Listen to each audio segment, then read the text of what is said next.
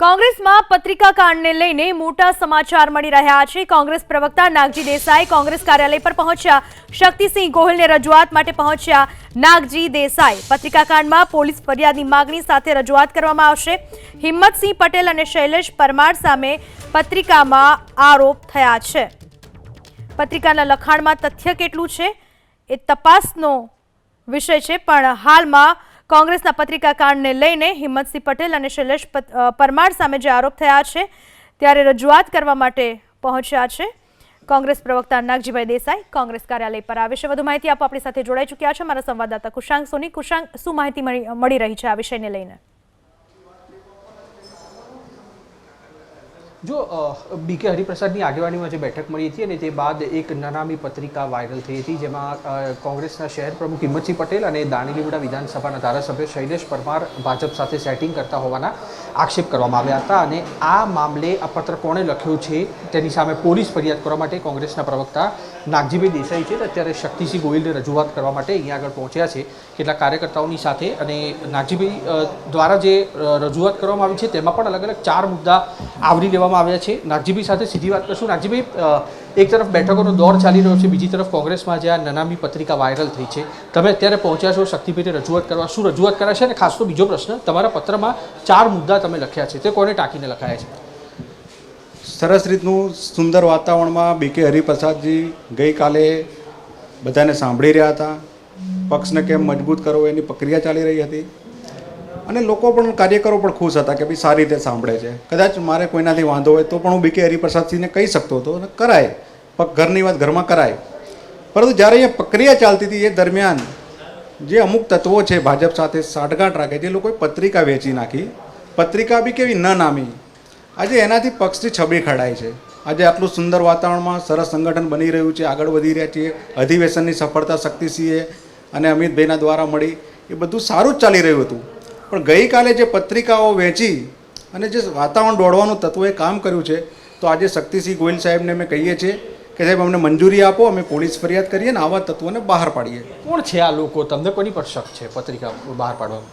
મારી દ્રષ્ટિએથી શક્તિસિંહજી અને અમિતભાઈ આને બહાર પાડે, હોદ્દાની રૂએ, એ વ્યવસ્થિત વાત છે। અમે આશા રાખીએ છીએ કે ટૂંક જ સમયમાં આવા તત્વોને આ બંને નેતાઓ પ્રેસ કોન્ફરન્સ કરીને બહાર પાડશે। એટલે તમે પ્રવક્તા છો, કોંગ્રેસના કાર્યકર્તા છો, ક્યાંક તો કોઈક તો નામ જાણવા મળ્યું છે ને કે કોણે પાડી છે, કે તમે અત્યારે સાર્વજનિક કરવા માગતા નથી? જો મારી દ્રષ્ટિએથી નિકુંજભાઈ તમારો પ્રશ્ન સાચો છે, પણ મારી દ્રષ્ટિ, મારી હોદ્દાની રૂએ કરતાં શક્તિભાઈ અને અમિતભાઈ આને એક સાથે પ્રેસ કોન્ફરન્સ કરીને બરખાસ્ત કરે ને એ યોગ્ય લાગશે મારી દ્રષ્ટિએથી। આજે મારે કેવું વધારે પડતું લાગશે। અચ્છા, તમે જે પત્ર લખ્યો છે તેમાં પણ અલગ અલગ 4 મુદ્દા લખેલા છે, કે જેમાં લખ્યું છે કે કોર્પોરેશનના વિપક્ષ નેતા બનવા માટેની હોડ હતી, તેમના પિતા છે તેમણે પક્ષના વિરોધી કામ કર્યું છે। આ વ્યક્તિ કોણ છે?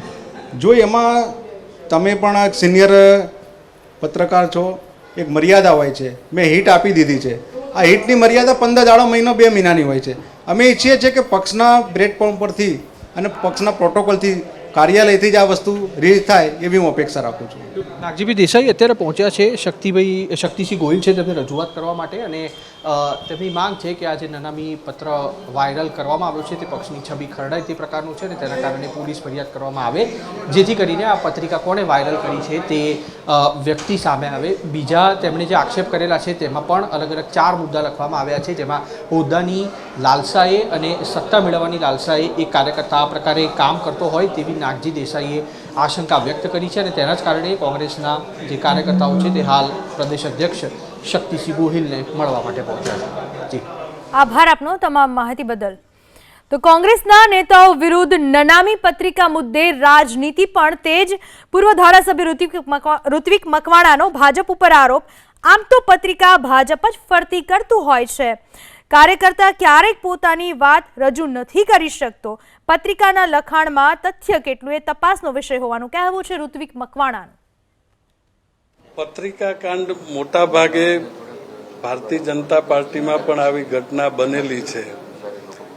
કોઈ કાર્યકર્તા ક્યારેક પોતાની વાત યોગ્ય કક્ષાએ રજૂ નથી કરી શકતો અથવા એને પહોંચી નથી શકતો એવું લાગે ત્યારે આ પ્રકારની આક્ષેપબાજીઓ થતી હોય છે।